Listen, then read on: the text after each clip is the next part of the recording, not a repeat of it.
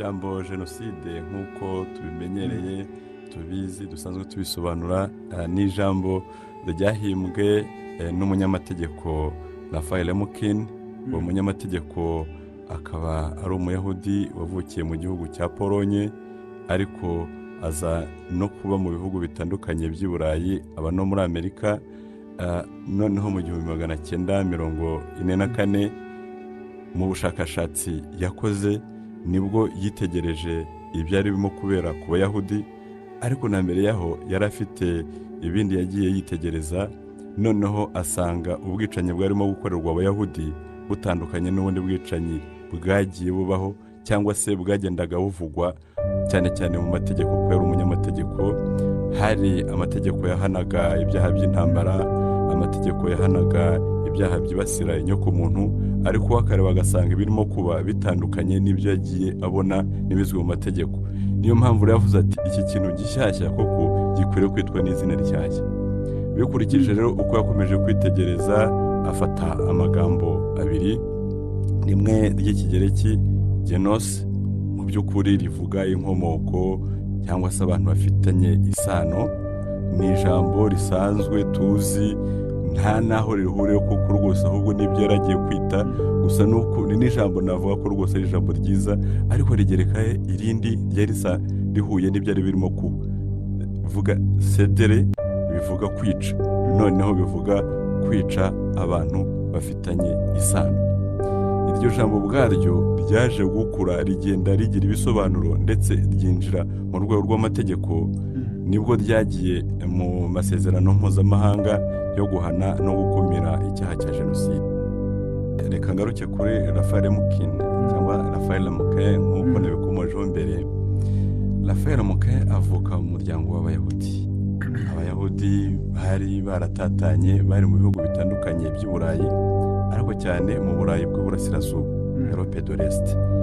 Iyo witegereje ukareba nk'ikarita n'uko imiturire yari imeze kugera mu gihe cy'intambara ya kabiri y'isi, ubona ko igihugu cya Polonye cyari kirimo abayahudi benshi bageraga muri miliyoni 2. Ahubwo ugasanga mu Budage, wenda ni naho na Dr. Havugimana yavugaga, mu Budage abayahudi bariyo icyo gihe ntabwo barengaga 500,000, ahandi bageraga muri miliyoni 3. ariko ugasanga aho bageze muri miliyoni 3 bari bateje ibibazo ibingibi by'imibanire n'abantu muri rusange cyangwa se na politike itaringaniza abantu. Ariko ikibazo cyo kuvuga ngo noneho ngo ngiye kurimbura ni ikindi. Ngarutse kuri Raphael Lemkin. Raphael Lemkin yavutse mu 1900, avuka mu muryango w'abayahudi, abantu basobanukiwe, ariko cyane cyane yagiye akurikirana nyina umubyara wari warize filozofi, yarize ubuvanganzo literature mu gifaransa, noneho bituma aba n'umwana nawe ukurikira, ku buryo mu gihe yari afite imyaka 14 yari azi indimi zigera ku 9 zavugwaga i Burayi. Mu 1915 ubwo abaturukiya bibasiraga abanyarumeniya yarabikurikiye, yari amaze kuba umwana wasobanukirwa wasoma. Ibyo bintu rero ngo biri mu bintu yashyize mu mutwe anabyibazaho. Muri icyo gihe nanone hari andi makuru yagendaga ahita, hari nka filime tuzi cyane yitwa Quo Vadis, aho Nero yabangamiye abakirisitu cyane. Ibyo nabyo bigenda bimubamo abyitegereza. Aza kwiga amategeko, amwe yiga muri Polonye, andi ajya kwiga i Paris, andi Berlin.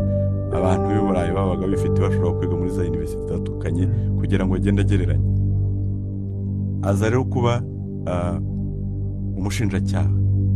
Nuko kuba umushinjacyaha rero atangira kwinjira muri uwo mwuga yo kuvuga ngo umuntu wabangamiwe ni ibiki tugomba kugenda twegeranya, ku buryo mu gihe Hitler yafataga ubutegetsi no mu bindi bihugu by'i Burayi hagenda haza ingoma zibangamira abanyagihugu muri rusange, ariko abayahudi hirya no hino i Burayi wasangaga bagenda babambura ibyabo. Yagiye agerageza kwiyumvisha ngo ariko ngo niba hari ibyaha birimo kuzamuka biteye bitya, twebwe dukwiriye kuba twakora iki.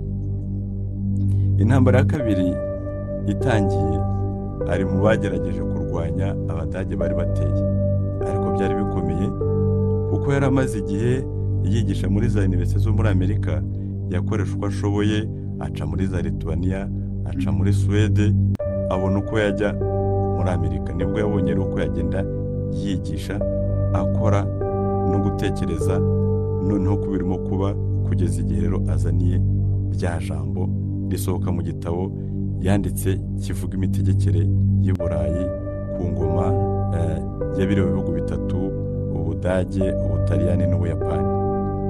Nyuma intambara ya kabiri irangiye, yakoreshwa ashoboye ku buryo imanza zagiye zibaho iryo jambo ryakoreshwa, ariko ntabwo byari kumworohera. Urubanza rwa mbere rwabereye mu Budage Nuremberg, iryo jambo nk'abongereza baravuze bati iryo jambo twaryifasha kugira ngo twumve, ariko ntabwo dushobora kurikoresha mu rwego rw'amategeko, yemwe nta nubwo turibona rwose no muri dictionnaire tumwe tuzi yitwa Oxford.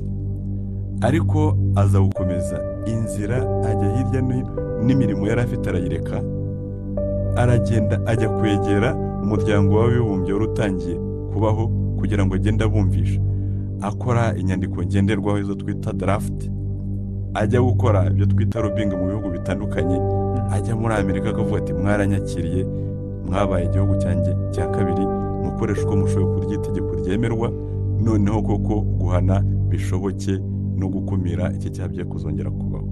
Urakoze cyane. N'amateka ya Raphael. Professeur François Masabo, turi buze kuzinjiramo mu buryo bwimbitse jenoside zabaye mu mateka y'isi, by'umwihariko izemejwe n'umuryango w'abibumbye, ariko ahangaho umuntu ashobora kwibaza ati se ni biki bigenderwaho cyangwa se bishingirwaho kugira ngo hemezwe ko ahantu runaka habaye jenoside? Wenda ngarutse ku byo bagenzi banjye bariho bavuga, hari ikintu gikomeye cyane cya mbere gishingirwaho, nuko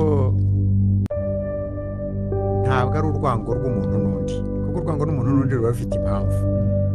Iyo mpamvu rero ishobora gukemurwa. Ni urwango rw'abantu bahuje, bagize icyo bahuje nk'uko babivuze, rwanga abandi bafite icyo bahuje. Ni ukuvuga ngo ni amatsinda y'abantu, kuko akenshi bica n'abantu batazi, ariko barabigisha bakabasobanurira. Hari abashinzwe gusobanura ingengabitekerezo iganisha kuri jenoside, bakabasobanurira uwo wundi nindi utaritwe nindi, atubangamiye ati ese ko bidashoboka ko twabana, ntabwo dushobora kubaho bariho, ni twebwe cyangwa nibo. Noneho rero ukica umuntu utamuzi, ahubwo kuko nawe abarizwa muri rya tsinda bakubwiye. Icyo kintu rero ni ikintu cya mbere gikomeye cyane, ni ukugira uwo mugambi. Raphael Lemkin we yavugaga ko ari umugambi w'impurirane, umugambi w'impurirane uganisha kurimbura abantu, ari igice cyangwa ari bose, kandi abantu bafite ibyo bahuriyeho. We yari yarabagize benshi, ariko umuryango w'abibumbye wakomeje kujya impaka muri 48, bakavuga batese nk'abantu bahuriye kuri politike nabo tubashyiremo. Ibyo biza kunanirana nk'abantu bahuriye kuri politike, kubera ko umuryango wa Loni nyine umaze kujyaho, ubwo hagiyeho na biriya bihugu bitandukanye mu ngengabitekerezo. Hakaba rero cyari igikomunisiti guhera muri 17-18, cyari cyaragerageje kurimbura abantu badafite ibitekerezo byitwa ko ari iby'abakomunisiti. Abo rero bumvaga biri bubagereho, noneho ibyo babikuraho, ku buryo basigaje rero abantu bahuriye ku bwoko, ku idini, ku ibara ry'uruhu. Ikindi ni iki munyibutse, ni bine, n'imyemerere, ni bine. Ubwo rero imbere na mbere kuri jenoside ni uwo mugambi wo kurimbura kandi itsinda ry'abantu. Icyo nicyo cya mbere cy'ibanze. Hakabazaho rero noneho kubitegura. Uwo mugambi rero ni ukuvuga ngo ugomba kuba mu magambo abisobanura, ugomba kuba mu nyigisho zibisobanura, ugomba kugira uburyo wigishwa, ni ukuvuga inzira zo kubyigisha kugira ngo bisobanuke. Noneho rero no gutegura kugira ngo bizashoboke. Urumva ko bisaba ingufu nyinshi zo gutegura, ari mu bitekerezo, ari mu bikorwa. Ni ikintu gikomeye cyane. ni henshi hatandukanye mu isi n'ubundi hagaragara ibibazo nk'ibyo byose ariko ukavuga uti hari jenoside zamaze kwemezwa n'umuryango w'abibumbye ni nkeya ukurikije imibare ibigaragara ariko ukareba n'uburyo ibibazo biri mu isi muri rusange. aha ngaha niho umuntu ahera avuga ati ni umuryango w'abibumbye wemeza ko ahantu runaka habereye jenoside. ugendeye ku byo Profeseri Masabo yaramaze gusobanura, ese ninde ushobora kuza akavuga ati ibi bintu koko ni jenoside? Dr. Barwera Havugimana. kugira ngo yitwe jenoside yemewe n'umuryango w'abibumbye birumvikana umuryango w'abibumbye uba warohereje intumwa gukora iperereza mu mizi, bagashakisha neza ibintu uko byagenze, bakareba abantu bapfuye, icyo bazize, uko bishwe, umubare wabo, harimo byinshi bareba. hanyuma noneho bakareba ati mu by'ukuri niba umuntu yarapfuye azira yuko afite ururimi runuru, tuvuge nta kindi kintu bamuboye yuko atavuga ururimi rwabo. ubundi akenshi mu bihugu by'amahanga henshi usanga abantu badahuje ubwoko baba badahuje n'ururimi. ni nayo mpamvu burya akenshi mu Rwanda tuvuga ngo ubwoko, usanga mu by'ukuri ijambo ubwoko mu Rwanda turikoresha atorera taravera. ubwoko hari ubwoko bw'ibirayi, ubwoko bw'ibigori, ubwoko bw'inyuguti, ubwoko bw'indimi. ijambo ubwoko riva mu bintu byinshi, ariko mu by'ukuri muri abanyarwanda turi ubwoko bumwe, turi ihanga rimwe, turi empepure, turi abanyarwanda, ko tuvuga ururimi rumwe, tukagira imyemerere imwe ya gakondo ya kera. ku bantu no guterekera twari tubisanga abazungu bataraza ngo bazane ubukristu.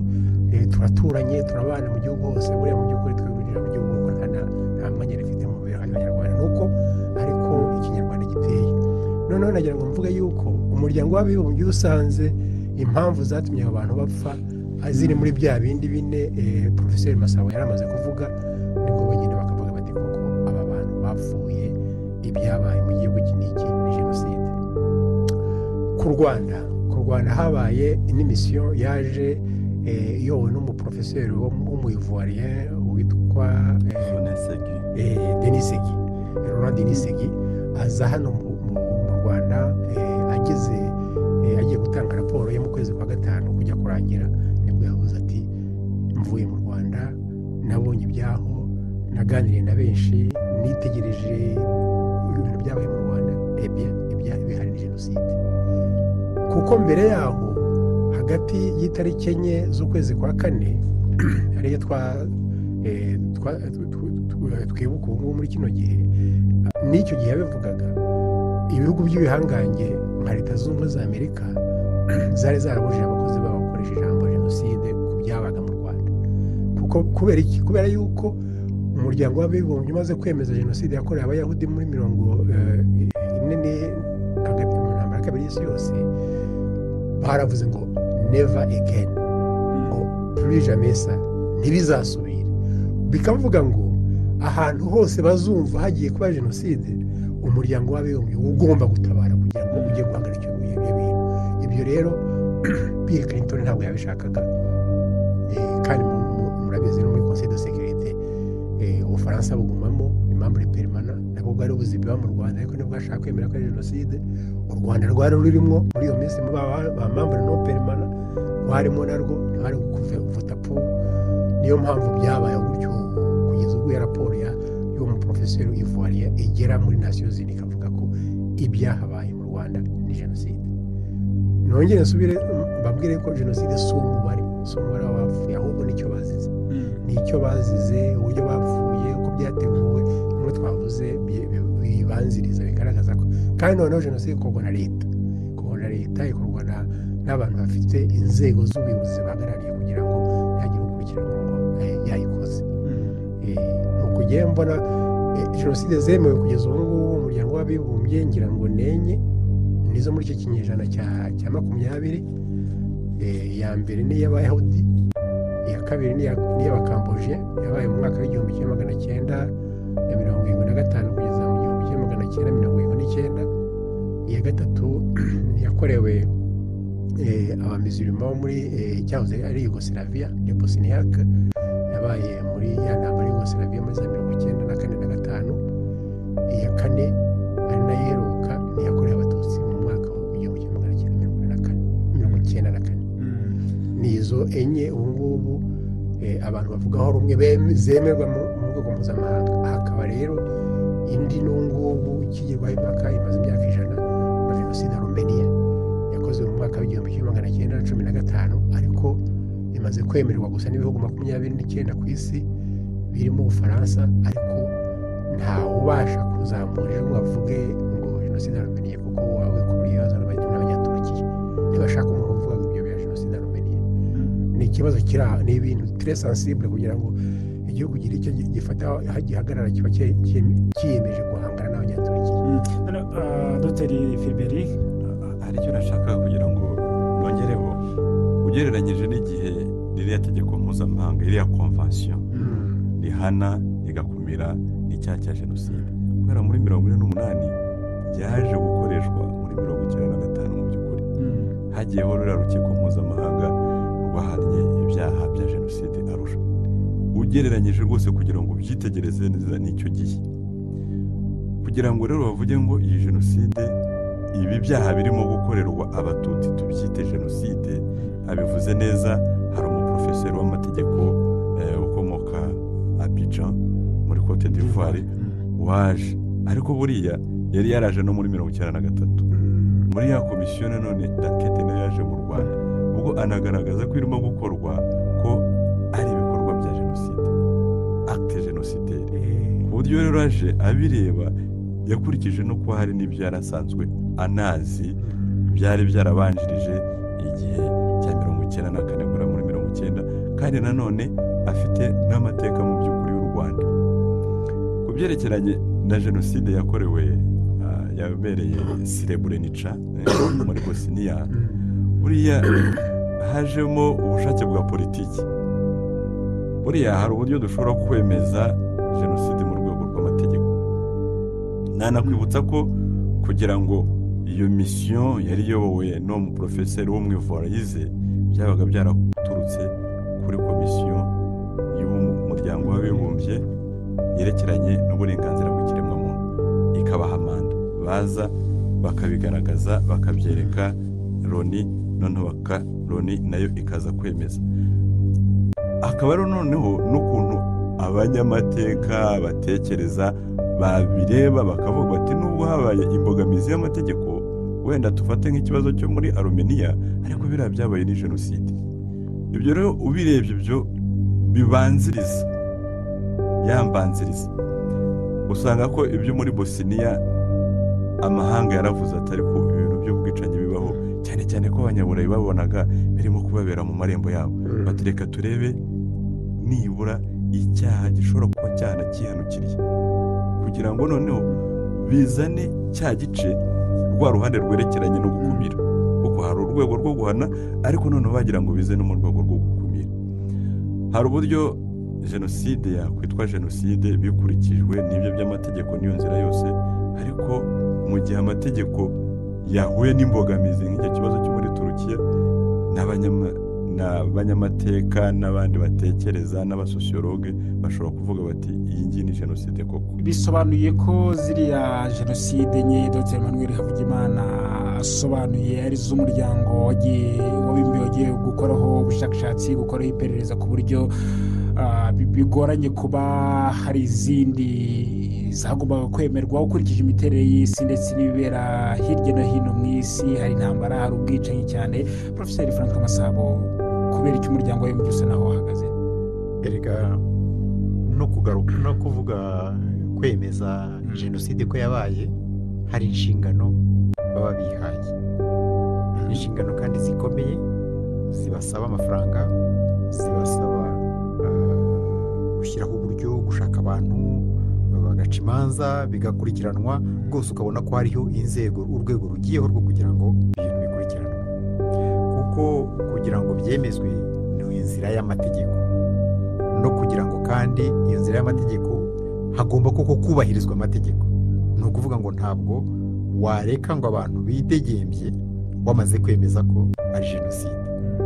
Hagomba gushaka abantu bagize responsabilité, kandi hakabaho uburyo bwo kubakurikirana. Usanga rero akenshi buri wese hazamo impamvu za politiki,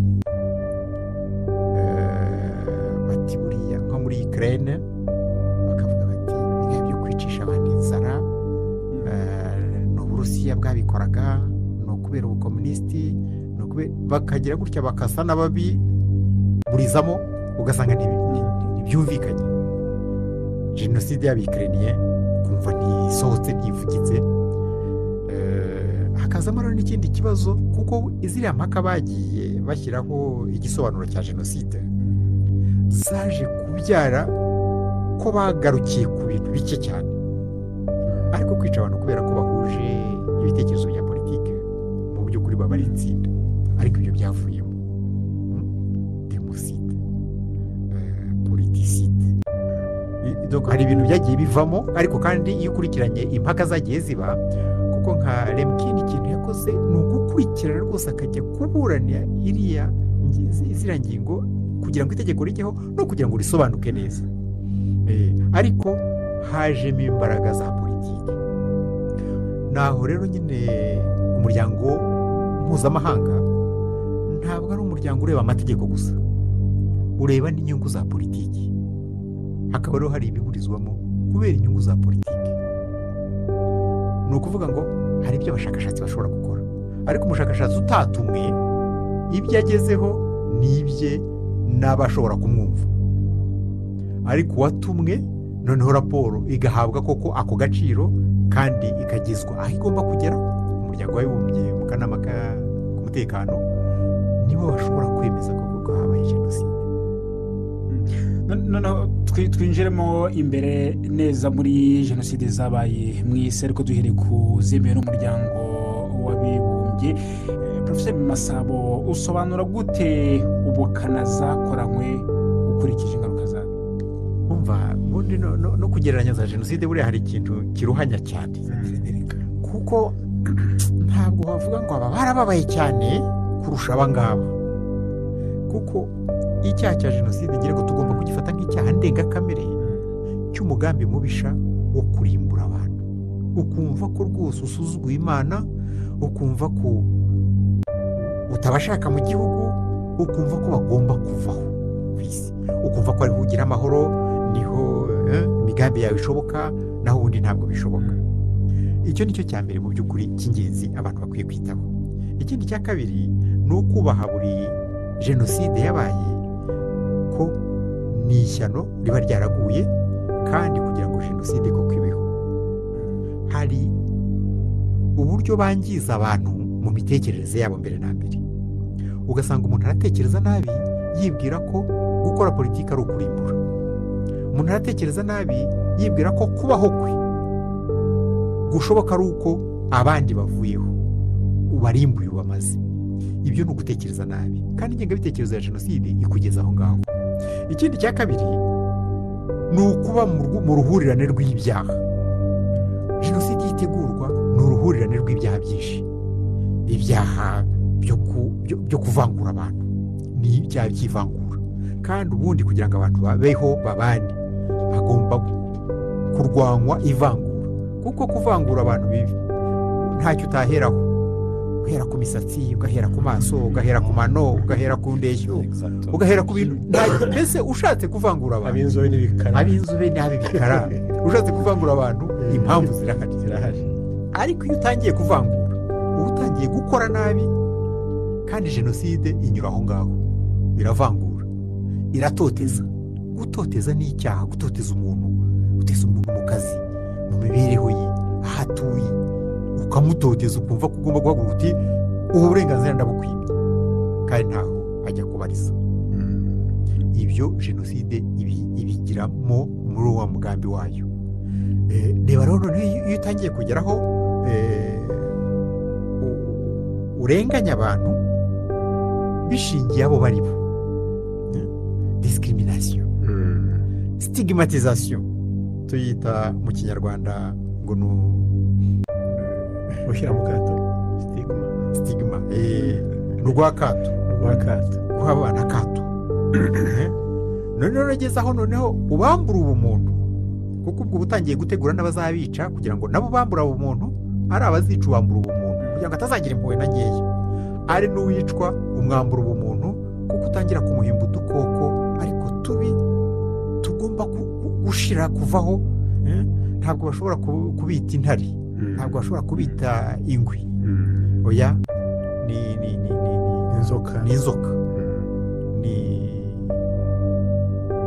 inyenzi, bishobora kuba n'ibiheri, bishobora kuba n'ibiheri, inda, utuntu nk'utwo ngutwo.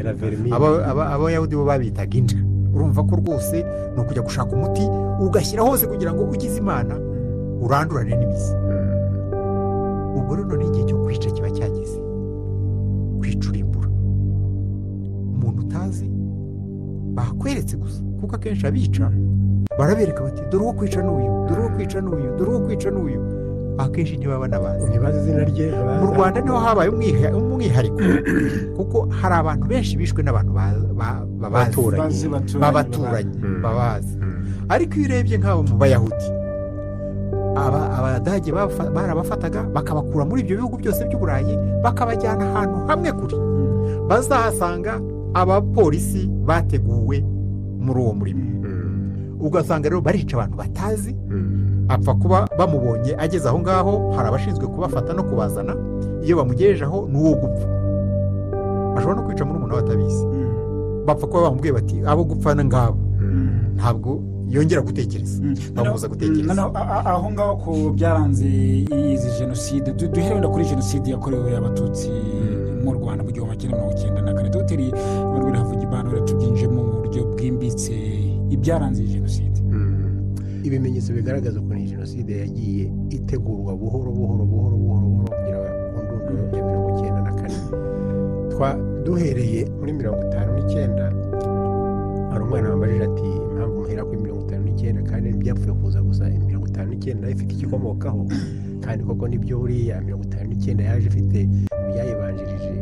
57 hari manifeste de Bahutu yoherejwe mu muryango w'abibumbye. Hanyuma 59 rero hatangiye cya kindi bise ngo revolution ya rubanda yo muri 59. Iryo zina nta nubwo ryari ryo rwose kuva mu revolution ya rubanda, kuko rubanda rw'umwami, rubanda rugufi mu Rwanda ntabwo bari Abahutu gusa, bari barimo n'Abatutsi. Abatutsi bose ntibari abatware, Abatutsi bose ntibari abakire. Abatutsi bakoraga akazi hamwe n'abandi, bakoraga uburetwa bukiriho mbere. Hari abakene, hari Abatutsi b'abakene, hakaba n'Abahutu b'abakire, hari n'Abahutu b'abakire rwose. Ahubwo kubera context social igihugu cyabagamo, kenshi wasangaga umuhutu w'umukire avuga ngo yarihutuye. Ni ukuvuga ko asa naho yavuye muri kategori y'aba bandi basuzugurwaga, agiye muri kategori y'abari hejuru mu cyiciro cy'abantu bari hejuru. Ibyo ariko byo kwihutura ni ibintu byabayeho kenshi mu Rwanda, kenshi ku gihe cya gikoroni n'igihe cy'ingoma ya cyami. Dufite imiryango myinshi rwose, hari n'umuntu bajya batangaho urugero. Buriya akunzwe kuvugwa cyane amateka y'u Rwanda, ariko ni ibintu abantu nahuye n'abantu babizi neza. Frodouard Karamira buriya ari muri kategori ya mbere y'abantu bateguye jenoside. Ariko Frodouard Karamira bavuga ko kugeza mu mwaka w'1952 iwabo wa Frodouard Karamira mu ibuko bafashe muri za 31 hari Abatutsi. Ariko se wa Karamira akaza gukora ibara, akarya umutavu, inka ye yaramburuye, noneho cya kirambu ubundi mu Banyarwanda ubusanzwe bagiha abatwa cyangwa se bakagihamba. Se wa Karamira rero arakibaga, arakirya, biramenyekana, bamenya ko yakoze ishyano, bamuha ivomo, bamuca mu bandi bagabo. Ava atyo noneho ibukurije rya Parmehutu rije yiyandikisha ko ari umuhutu gutyo. Urumva Karamira buriya afite amasano rwose atarakurikirana n'Abatutsi. Iki nanone kirabereka ukuntu y'amoko tugenderaho nta shinga, nta bintu bifatika bihari rwose bitandukanye Abanyarwanda bihari, ntabyo. Mu gitabo cya Antoine Mugesera imibereho y'Abatutsi kuri Repubulika ya mbere n'iya kabiri, atanga urugero rw'abantu batuye mu murenge wa Shyogwe ubu ngubu, bazwi nk'abantu bari abanyuramatwi baririmbaga kuri Kayibanda muri uwo muryango avuga mu mutwe Siborurema yari umukuru w'iyo korale yawe yaririmbaga, bafite abantu basangiye sekuru umwe ariko bamwe babaye abahutu abandi babaye abatutsi, baracyariho. Ni ibintu n'ubu washaka yasuzuma n'ubu ingero ni nyinshi. Noneho ngo tureka kuvuga ibintu by'amashami y'imiryango, tuvuge noneho n'abantu ku giti cyabo. Igituma bigarukaho ni uko mu by'ukuri hari abantu babaga abatutsi, ingoma zahindura imirishyo bakaba abahutu, zakongera guhindura imirishyo bagasubirana ubututsi bwabo.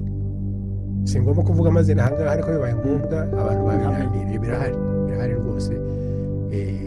Urugero rumwe ni urw'abantu batotezaga abandi banyeshuri muri 73 batwirukana mu mashuri yisumbuye muri 73, ugasanga mu bakwirukana harimo umuntu none ubu ngubu nyuma ya 94 akaza kuvuga ko nawe yacitse ku icumu, kandi icyo gihe muri 73 ahubwo yari mu birukana abandi. Ibyo ni ibintu noneho biri ku giti cy'umuntu usanga yahinduye wenyine, ariko iwabo mu by'ukuri kuko basanga nk'iwabo barashize, ariko we yari afite indangamuntu ye y'ubuhutu. Jenoside yo mu Rwanda ifite umwihariko munini cyane. Icya mbere, ntabwo ari amoko atandukanye avuga indimi zitandukanye, ntabwo ari amoko avuga afite amadini atandukanye, ntabwo ari amoko afite imyemerere itandukanye. Twese ibyo byose imwe tubagendera kugira ngo bagire jenoside usanga turabihuje. Nta na teritwari. Yewe jenoside yakorewe abatutsi muri 1994 yabaye nigisha mu gihugu cya Djibouti. Abanyeshuri baraza barambaza barakaye cyane, barira rwose bati mwebwe abanyarwanda muri abantu babi, atari ko kuva ibuhutu kugera ibututsi harimo kilometero zingahe?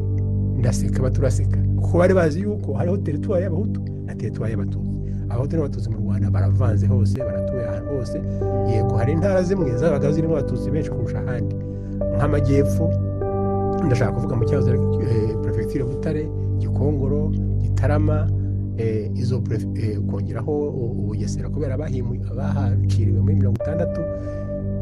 Icyo gice cyari kirimo abatutsi bagera nko kuri 60-70% y'abatutsi bo mu Rwanda niho babaga. Ahandi wajya mu majyaruguru, wajya muri Ruhengeri na Gisenyi na Byumba, ukahasanga bake, ukahasanga abaturage bahari b'abatutsi ni nka 5% ku baturage bahari. Ahandi mu kindi gice aha ngaha bashobora kuba bagira rimwe na rimwe no kuri 40% y'abaturage bahari. Hari komini imwe muri Rosansoma y'umwaka w'1978, komine yitwaga komine muri komine Mubuga muri Kibeho. Niyo komine imwe yari ifite abatutsi benshi bari 52%. Niyo komine abaho imibare yasohotse, niyo komine yarimo abatutsi baruta abahutu bwinshi. Bikwereka ko imiturire kandi biranumvikana. Urebye geography y'u Rwanda ukareba ubworozi abatutsi bakoraga, ukareba aho imisozi miremire bagenda bashakamo aho baragira n'iki, ukongera ugasubira mu burasirazuba mu Mutara, byose uhita ubyumva, ukabona uko imiterere yari imeze. Nuko buriya hari undi mubare ashaka kubaha. Butare, Gikongoro na Kibuye, izo prefecture uko ari 60% y'abatutsi bishwe muri jenoside bari batuye muri izo prefecture uko ari 3. Ni ikibazo gikomeye cyane, ikibazo biri mu gitabo cyitwa La Tragédie Rwandaise, cyasohotse cyane muri 1995, ariko ndagifite imbere nareba, ariko birimo.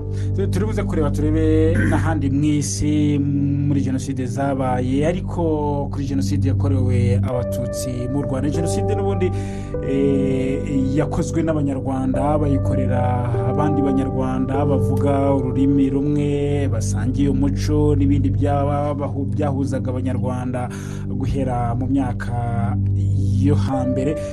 Kumva ibi ngibi, jenoside yakorewe abatutsi yakozwe n'abanyarwanda bayikorera abandi banyarwanda, ahangaha Dr. Philbert Gakwenzire, iki ni ikibazo gishobora kurenga imyumvire y'umuntu ku buryo umuntu afata undi akamwica, kuko ni n'umwihariko kuri jenoside yakorewe abatutsi mu Rwanda.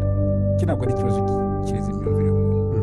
Nibyo, reka ndambanze garuke gatoya ku cyo mwigeze kwifuza ko tuvuga ku kugereranya za jenoside. Mu by'ukuri rwose nanjye kandi ndimo kubitekereza n'igihe cyose, ntabwo bishoboka, kuko itandukanyirizo rya jenoside yakorewe abayahudi, yakorewe abatutsi, yakorewe abanyarumeniya ntabwo bizarangira ngo uvuge ngo amajenoside cyangwa se ushyireho S kugira ngo bijye au pluriel. itandukaniro ntabwo ari itandukaniro navuga ko ntabwo riri kamara, ntabwo riri fondamentale, kuko igikuru byose ni urwango, ariko urwango ruzakwirakwizwa n'ingengabitekerezo. Ingengabitekerezo ni ikintu gikomeye cyane, ari naho nshaka kugira ngo nkomereze, kugira ngo ngaruke kuri iyo ngingo wari uvuze. Ingengabitekerezo ni ikintu gikomeye. Abanyarwanda ni ubwoko bumwe, ni ubwoko bw'abanyarwanda, kuko iyo urebye ibibahuza byose birahagije kugira ngo uvuge ko ari ubwoko bumwe. Ariko wa mugani aho tuba turi hose niyo natwe tubitekerezaho twicaye, ukavuga uti se uzavuga ngo mu Rwanda nta bwoko bw'abahutu, nta bwoko bw'abatutsi, nta bwoko bw'abatwa, urangiza uvuge ngo jenoside yakorewe abatutsi ubakuye heza. Kiriya ni ikibazo cyiza cyane. bivuze niba mu Rwanda, reka bivuge mu Gifaransa, niba nta etini ziriho ariko habayeho etinisme, kandi noneho icyo kintu cyazanywe n'ingengabitekerezo kikaba création artificielle, kigira imbaraga kurusha uko abantu bagiye biyumvamo ubunyarwanda, bakiyumvamo ubuhutu, bakiyumvamo ubututsi, ariko bivuga ko icyo ngicyo uri cyo ari ibintu bisanzwe biri sosiyale, utazabigira intwaro ya politiki. Mu gihe rero ibyo ngibyo byafashwe bikaba intwaro ya politiki, n'ibintu byacitse, kuko ni ibintu noneho abantu bize bakabyiga nk'uko wiga guhera kuri A kugera kuri Z, kandi ukabifata utyo, kandi ukumva ko nutabifata ahubwo uzahura n'ingorane, ugahinduka d'office, ugahinduka umuhutu, ugahinduka umututsi, noneho ugatangira no kubyemera. Hari icyo uri cyo, ariko hari no kucyemera n'agaciro gihari. Bikiyongeraho ku byerekeranye n'ingengabitekerezo, ku kwigisha hakiyongeraho noneho amahirwe bishobora kuguha. Uzi ko kuba nitwa iki ngiki bizatuma njya mu ishuri. Ku rundi ruhande uzi ko kuba nitwa iki ngiki bizatuma ntajya mu ishuri. Uzi ko iki ngiki kizampesha umurimo.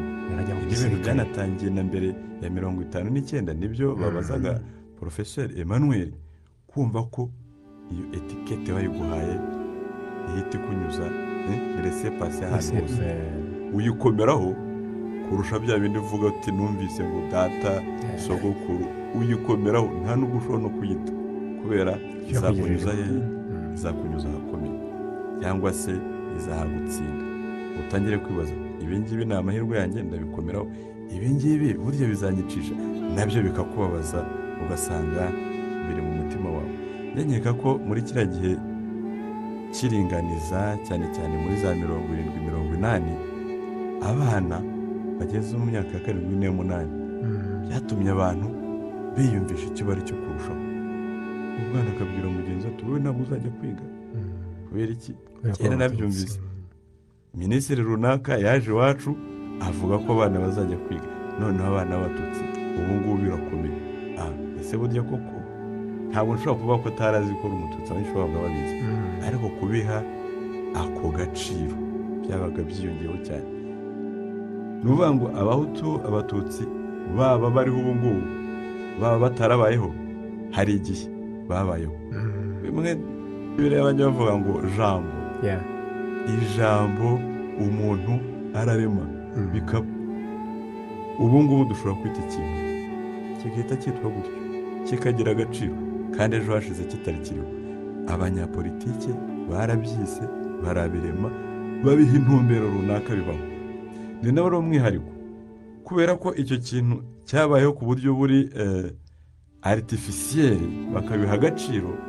Niyo mpamvu n'ingaruka zagize imbaraga zikomeye cyane, umuntu akirengagiza bya bindi byose.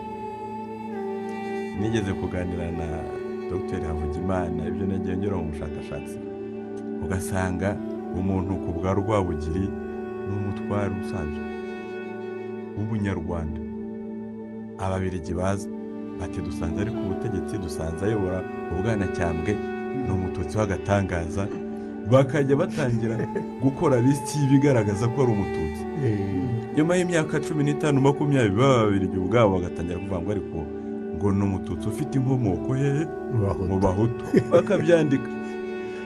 nyuma rero naje gukubitana n'izindi nyandiko nyuma y'imyaka 60 muri 41 abantu bandikira burugumesitiri, nyakubahwa burugumesitiri turagira ngo uduhe udusubize ubuhutu bwacu kuko ubututsi dufite ntabwo tuzi aho bwavuye. kubera iki? atangiye kubona ko kugira etikete ni urupfu, agatangira kujya gute kubwiyambura. nabyo ni ibintu nabyo biri derika, kuko n'ubushakashatsi dukora bugomba kudufasha kugira ngo bugire agaciro kari sosiyete ko kutubanisha kurushaho kugira ngo bidutandukanye. ikintu gikomeye cyane rero ni ingengabitekerezo. wenda iyo tuvuye mu Rwanda tukajya no hirya gato ni nabwo tubyumva, kuko uriya mwambaro turanawambara ukadukonje iyo turimo kuvuga w'ingengabitekerezo. akumva ibyatubaye, kumva uradukonje cyangwa uraduhanda. dufashe nko muri biriya bihugu bya komunisime, baririmbye ikintu cyitwa komunisime, nayo ari ingengabitekerezo. ibintu biracika bikwira ku isi hose rw'ingengabitekerezo. hari umuprofeseri w'umutanzaniya twajyaga tuganira wigishaga muri Universite y'u Rwanda, akavuga ati ku gihe cya Nyerere twajyaga dufata imbunda tukajya ku mipaka ngo tugiye kurinda tugiye kurinda komunisime itinjira. barabaga bababwiye ko ari ikintu kiri baringa gifatika kiri aho ngaho, abantu bakagera gute bikarangira babyemeye. komunisime se ko yabayeho guhera mu 1917, ko yasenyutse mu 1990 twabibonye, gusa hari aho bayivuga. ariko ni ukubera iki? abantu barabihimbye, barabivuga, bibaho, barabyemera, birabayobora. ni ukuvuga ngo guhera muri iriya myaka y'igihe cy'abakoloni batangira gushyiraho abatutsi n'abahutu ku buryo bw'aratifisiyeri, byabayeho nitugira n'amahirwe kandi turanafite, bizagenda uko byaje. icyo navuga ubu ni abanyarwanda, nacyo kintu abantu bose baharanira ubunyarwanda. Profeseri Francois Masabo, ahangaha umuntu ashobora kwibaza icyari cyabuze mu banyarwanda kugira ngo bakomeze bwa bumwe bwa buvandimwe bari bafite mbere. kubera iki abanyarwanda babashyizemo imitekerereze nk'iyo ngiyo, imyumvire nk'iyo ngiyo, bakagera igihe cyo kuryana? yenda nakomereza aho bagenzi banjye bari bagejeje. iyo abantu ushaka gutandukanya bafite ibintu byinshi bibahuza, imbaraga ushyiramo ngengabitekerezo yo kubatandukanya, ushyiramo imbaraga nyinshi cyane. hari umuntu twaganira arambwira w'umusaza, arambwira ati ariko buriya atuzi ko muri 59 gutangira politike wica abantu, atuzi ko buriya ari ikibazo cyari cyarananiye abazungu n'abaparmehutu cyo gutandukanya abanyarwanda. bakavuga ati reka tubatwikire, tubice, turebe ko badatandukana. bakaza bagafata abantu bakabakoresha inama, bati mwebwe muri abahutu, batejo rero tuzajya kwica kuri bariya abatutsi 2-3. ntibicaga na benshi, bicaga bake bagatwikira benshi, bakababuza amahoro, bakarya inka, noneho bakanabahuza mu nama ngo abaturage bavuze ngo aba bantu 50, izi famiye 50 ntabwo hano bazishaka. kandi abo batashakaga ni bande? iyo urebye n'igitabo cya Mugesera koko kibigarukaho, abo bantu batashakaga ni abantu abaturage mu by'ukuri bari bazi kandi babafitiye akamaro kandi bubaha. ni abarimu, ni abaganga, ni umucuruzi, ni abo bantu bari aho ngaho bashoboraga kugira akamaro mu by'ukuri kandi bagafasha n'abandi kwigirira akamaro. urumva rero imbaraga zo gutandukanya abanyarwanda zabaye nyinshi cyane. uretse niba uvuze uti reka tuzane abashakashatsi bapima uko abatutsi bareshya n'uko abahutu bareshya, kugira ngo tubyandike mu ndangamuntu, tujye tumenya igitandukanya abahutu n'abatutsi. bakaza yapima umwe akabaza metero na 65, yapima mukuru we agasanga ni metero na 80. abo bantu urabaha amoko abiri atandukanye. noneho bikabagora, batereka tuzana amazuru bakayapima, ariko nayo ntiyemeze ko uburyo abanyarwanda batandukanye. batereka tuvuge aho baturutse, byo bemeza ko bamwe baturutse muri Abisiniya, abandi baturutse cyangwa ari muri Cameroon muri Chad. Ibyo bintu sinzi ko hari siyanse ya migration demographique yigeze ibyemeza, kuko gutaraversa iriya fore ekwatoriyale nguriye migra sinzi ko ari ibintu byoroshye. Bibuze bati ubworozi activité ibyo bakora mu mirimo isanzwe, bati bamwe n'aborozi abandi n'abahinzi, ariko nabyo rwose abistoriye bakunze kwandika kenshi abo bitaga abahutu kureba ubukungu bari bafite, nabo bitaga abatutsi kureba ubukungu bari bafite, nka Gerard Prunier nawe ngire ngo ari mu babyanditseho, agasanga nta kitandukanye abahutu n'abatutsi ku byerekeye ubukungu. Nibyo n'agakwenzi rero yari amaze kuvuga ati, bakaza bati ubwo uriya ayobora buriya ni umututsi, hazashe imyaka 60 akajya kuburana ati ubututsi sinzi aho bwaturutse. Yari kesizwe rwose byo documente. Ni ukuvuga rero ngo mu Rwanda hashyizwemo ingufu zikomeye cyane zo kujujubya abantu, ariko ikigamijwe cya mbere buriya muri kuriya gutwikira abantu, kubasenyera, kubajyana mu bugesera, ni ukugira ngo babwire abantu bati dore abatutsi n'aba, dore abahutu n'aba. No mu ishuri ugahagurutsa abana. Dr. Emmanuel Havugimana, mbere ko twerekeza no ku zindi jenoside zabaye mu isi nka jenoside yakorewe abayahudi, ariko reka tubanze kuri jenoside yakorewe abatutsi mu Rwanda. Yamaze iminsi 100 ariko ihitana abarenga miliyoni. Wanareba uburyo izindi jenoside zabaye hirya no hino mu isi, ugasanga hari n'izamaze imyaka, ariko jenoside yakorewe abatutsi mu Rwanda yamaze iminsi 100. Umuntu akavuga ati iki nacyo yarateguwe mu buryo buhagije. Ifite umwihariko rwose, umwihariko ukomeye cyane, ariko ufite ibisobanuro. Icya mbere nk'uko tumaze iminsi tubiganira, buriya mu by'ukuri nubwo tuvuga ngo jenoside 1994, ariko hari ibyayibanjirije biyitegura, ku buryo mbese twageze muri 1994 urwango rwarabaye simbizi rukabije cyane hagati y'abahutu n'abatutsi. Ubwo twihute 59 twabivuze ko byagenze. Nashimiye Professeur Masabo ukuntu yavuze ukuntu bazaga bakabwira abantu ngo nimutwikire kanaka. Mu by'ukuri muri 59-60 abaturage bakoraga iyo babwirijwe n'abapropagandiste ba Parmehutu bashaka kugira ngo birukane abatutsi badashaka, bakaza. Ndabaho urugero giye rwose ku bintu niboneye, nari n'umwana mutoya niga mu mwaka wa mbere cyangwa wa kabiri, bakabwira ko musohore ziranyana zanyu, musohore inyana zanyu zidashya. Inyana bakazisohora, bamara kuzisohora ikiraro bakagitwika. Ibyo ni ibintu byagiye ahantu hamwe na hamwe. Akaba nuza kukubwira ati muze muduhe imyaka, ibishyimbo, amasaka, ibyo mufite mu nzu mubiduhe tubibabikire, intambara nirangiza tuzabibasubiza, mukabibaha bakazabigarura. Ibyo ni ibya mbere 1961. 1963 rero iwacu umwihariko w'ubufundu Nyamagabe y'ubugugu iyo yabaye nka jenoside nk'iyabaye muri 1994. Ibyo rwose hari ibintu bikomeye cyane. Ubwicanyi bavuga yuko mu by'ukuri bwamaze bwatangiye kuri Noheli tariki 25 z'ukwa 12 1963, burangira hagati mu kwezi kwa mbere nko mu matariki 10 z'ukwezi kwa mbere, ngo byamaze nk'ibyumweru 3. Ariko muri ibyo byumweru 3 hari hamaze gupfa abantu bagera hafi ku 20. Ntabwo urumva yuko speed yakoreshwa, vitesse byakozweho, umuvuduko byakozweho nawe ntabwo wari woroshye. Kugira ngo byihute se biterwa n'iki? Hica abantu benshi, bakaba bica abantu bake kandi abantu batirwanaho. Ntabwo higeze na rimwe haba abatutsi bishyira hamwe ngo bafate intwaro nabo bahangane, uretse yabaye muri resistance ikomeye cyane muri izi n'ibisesero muri jenoside 1994. Naho abandi ahandi kenshi bashoreraga nk'abashorera ihene bajyanye mu isoko.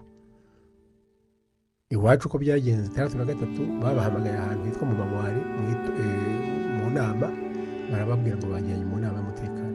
Bagezeyo niwe wari yitwaje agakoni, barakamwambura, babahukamo, baratangira batemagura, abandi barashorera bagenda barohama mu Kanara hafi aho ngaho.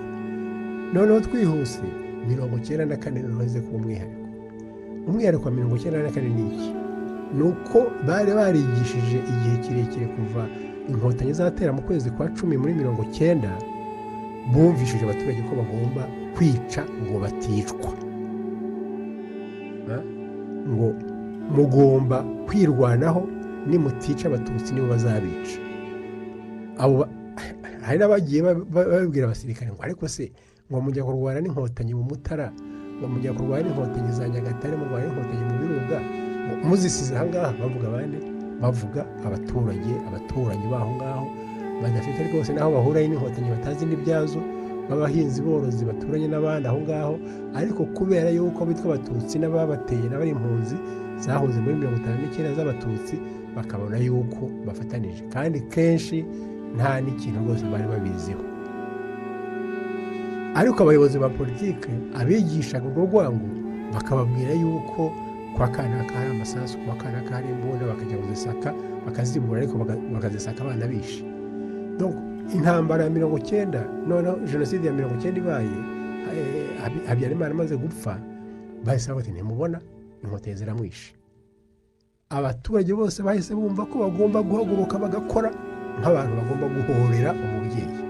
Inkotanyi ziduhinduye imfubyi, tugomba guhaguruka, zitwiciye perezida, natwe tugomba kwica na ewe. Bagakurikiza na disikuru ya Mugesera yavuze tariki 22 z'ukwezi kwa 11 muri 1992, ya disikuru yavugiye ku Kabaya avuga ngo ikosa twakoze muri 1959 ngo nuko nari umwana ugera afite imyaka 7. Mugesera yavuze muri 1952 ngo nuko nari umwana, ngo ariko ngo nta n'umwana, nta mugore, nta mukecuru twagombaga gusiga. Ngo none se Kagame uriya urimo dutesha umutwe muri 1959 bahunga ntibamutwaye mu mugongo, bivuga iki? Bivuga ngo ntimuzababarire n'uruhinja kugira ngo atazagira nyuma y'imyaka iyi n'iyi uzagaruka akaza aza kugira ngo atubuze amahoro. Ni jenoside, niyo jenoside mu by'ukuri, n'iryo jambo rikomeye cyane rivuga ngo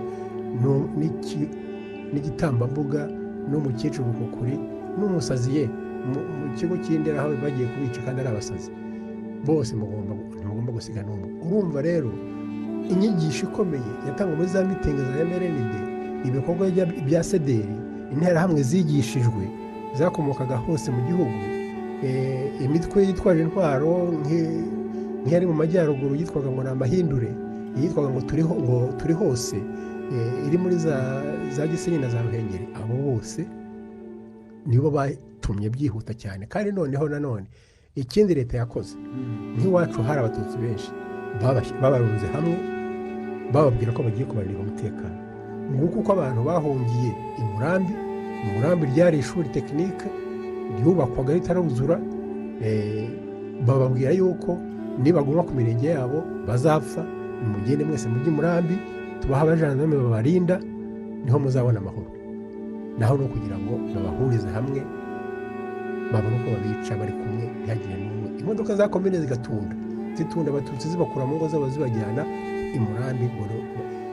Bahageze ku itariki 8/9 uyu munsi 8/9 z'ukwezi kwa 4, baza kubica hasize ibyumweru 2, barabanje kubicisha inyota, babishe tariki 21 z'ukwezi kwa 4. Dr. Philibert na mbere kongeraho hari ikintu nashaka kongeraho, za kiliziya nazo muri 1963 abantu bashoboye guhungira mu kiliziya mu Cyanika iwacu bararokotse. Hari umupadiri mwiza cyane witwa Padiri de Jean Brine, yabarwanyeho pe, akora uko ashoboye kose, agira ubutwari arabarinda, ku buryo twese twari tuzi yuko akizongera cyose gukoma tuzirukira mu Cyanika kwa Padiri tukabaho. Nuko rero ahantu hose nk'Inyamata abantu bahungiye kuri kiliziya, abantu babatsinze muri kiliziya, abantu bahungiye muri kiliziya Ikansi babatsinze muri kiliziya Ikansi, kiliziya zaguyemo Ikibeho zaguyemo abantu muri iki gihugu ni nyinshi cyane, kuko abantu bumvaga yuko ari ahantu hatagatifu, nta maraso ashobora kuhameneka. Dr. Gakwenzera, icyo nashaka kuvuga, kuba jenoside yakorewe abatutsi yarihuse, yaragiriwe efikasite, ni uko nk'uko dukunze kubisobanura, jenoside ni ikintu gitegurwa n'abanyabwenge, noneho hari intekerezo, noneho hakaba hari n'imikorere, hari iyo cadre ideologique, ariko hakaba na practices. Izo za pratique ari ikintu kigaragara, twavuze ko jenoside zose zifitanye isano. jenoside yakorewe abatutsi yigiye kuri jenoside yakorewe abayahudi. birazwi ko mu biro byo kwa perezida wa repubulika Habyarimana basanzemo amafilime ya cya gitabo cya Mein Kampf. uvuga ngo jenoside yakorewe abatutsi yigiye ku y'abayahudi, iy'abayahudi nayo yigiye ku yakorewe abanyarumeniya. Hitler yajyaga avuga ngo abanyamurumeniya ko babamaze babagize bati, bivuga ngo ubu hari ubibuka. bivuga ngo n'iyo genealogy dukwiriye kujya nayo tuyitekerezaho. icyo uwambanjira atabashije gukora neza njyewe ngiye kukiryoshya kurushaho. nta kindi cyari gisigaye rero, cyane cyane ko ibitekerezo byari byararangiye, ibikoresho bihari ahantu hose mu gihugu, mani pawa ihari iri aho ngaho yarateguwe, ibyo byose byararangiye. n'icyo kintu nacyo cy'uruhererekane rw'ibyo bitekerezo bibi byo kuzaganisha kuri efikasite nabyo tuba dukwiriye gukomeza kujya tubitekerezaho. hari utundi tuntu nshaka kugira ngo ngarukeho nkurikije ibyo Porofeseri Masabo yavuze na Dr Havugimana yageze kubivugaho. jenoside ntabwo bivuga umubare w'abantu gusa, na kiriya kintu cyo kuvuga ngo ngiye gufata abantu bashobora kuba ari icyitegererezo kuri bagenzi babo, mbese babandi mu mategeko bavuga ngo ni espoir du troupeau. hari umuntu mu muryango wanyu upfa, namwe mukumva rwose mugasigaye ntacyo muri cyo, inimororante. buriya nabyo byatumye buriya kubera abatutsi bishwe muri 60 abandi bagahunga, abandi bagasigara mu gihugu yarize adashobora kubona akazi, wasangaga n'abasigaye hirya no hino mu gihugu hari abasanga barabaye nk'ibishushungu. hari n'abajya bakora zanize bakavuga ngo ni nka simulation. ikindi none nshaka kuvuga ni ibyerekeranye, ntabwo tuzavuga ku buryo buhagije ibyerekeranye n'uruhare rw'ubukoroni. ubukoroni bwagize uruhare rukomeye cyane mu gutandukanya abanyarwanda, nabyigeze kubivuga kuko buriya ibyago u Rwanda rwagize ni ubukoroni muri kamere yayo ni ugutandukanya abantu. nta nubwo ari n'ubukoroni bw'ejo bundi bwo mu 1800 no ku gihe cy'abaromani bavugaga abantu ugomba kugira ngo ubategeke ugomba kubatandukanya. icyo gihe cyo barakizanye. noneho muri icyo gihe cy'1800 i Burayi hari ikintu cy'irondakoko nabo hagati yabo, barangije bakizana no mu Rwanda. uravuga uti uyu ni dogiteri muri geography, undi muri histoire. umuntu yajyaga kwiga kugira ngo azabone diplome muri rasioloji. ubu babonye nta kintu bimaze, kuko bageze aho basanga nta kintu, ku buryo bagiye banabishyira aha ngaha mu gihugu. bavuze ko washobora gusanga utareshya n'umuvandimwe wawe ugashyirwa ku ruhande. iriya shuri ry'indatwa Porofeseri Nkaka yabyanditseho kugira ngo bafate n'abana bagomba kujya kuryigamo. ntabwo byari ukuvuga ngo ni abana b'abatware gusa, bagomba no kuvuga ngo ku myaka runaka afite metero zingana. ibyo bintu umuntu ashobora kubyumvisha, irondakoko riteye ubwoba. bakavuga ati ku myaka 12 agomba kuba afite metero na 60, ikaba ari kiriteri ishobora kumwerimina cyangwa ikamwemerera. ibyo bintu by'irondakoko rero natwe kubera ko bizanywe n'abantu tuzi ko hari abantu b'ibihangange, bigaca mu mashuri, bigaca mu kiliziya, natwe tukabifata dutyo. ikindi kintu nshaka kuvugaho, ibyerekeye kuvuga ngo abanyarwanda bavuye muri Abisiniya, Cadi, harega burya umuntu wese aturuka hano. ntabwo byakagombye kuba igitangaza ubusanzwe. niba twari dufite n'amahirwe y'uko tubyiga histoire immigration ziribwa rwose ahantu hose, ariko kubera ko byaje bifite iyo shusho nanone iyo ngengabitekerezo y'abazungu, umuntu yaturutse igera ko pari nta nubwo ari igitangaza. urugero rwiza rw'ibyo bintu bya migration ni Abarabu. ubu ngubu turavuga ngo repeyeze ahandi ibihugu by'Abarabu. none se muri Maroc, Algeria, Libya hari Abarabu bahabaga se mbere y'ikinyejana cya 8? Abarabu baje kwigisha Isilamu yavutse mu kinyejana cya 7 mu mwaka w'igihumbi, mu mwaka wa 622 niyo regire.